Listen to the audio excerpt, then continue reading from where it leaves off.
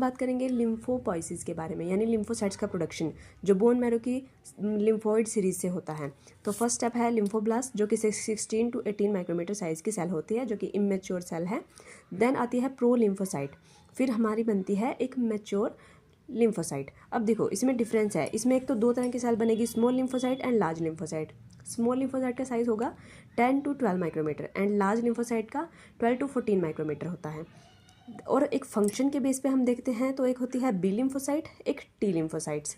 अब देखो B lymphocyte और टी लिम्फोसाइट का क्या मतलब है, बी और टी ये नाम क्यों दिया है, तो हमें पता है कि ब्लड सेल्स का प्रोडक्शन बोन मैरो से होता है, यानी बोन मैरो से सेल्स बनती हैं, वहीं पे मैच्योर होती हैं, तब जाके हमारे ब्लड सर्कुलेशन में आती हैं। लेकिन यहाँ पे क्या हो रहा है, यहाँ पे बी लिम्फोसाइट का मतलब तो यही है कि वो लिम्फोसाइट जो बोन मैरो से ही बनी और बोन मैरो में ही मैच्योर हुई और देन सर्कुलेशन में गई। लेकिन टी लिम्फोसाइट का मतलब है कि बोन मैरो में से तो बनी है, लेकिन जो मैच्योरेशन हुआ है वो हुआ है थाइमस में, तो इसलिए हमने कहा टी लिम्फोसाइट्स।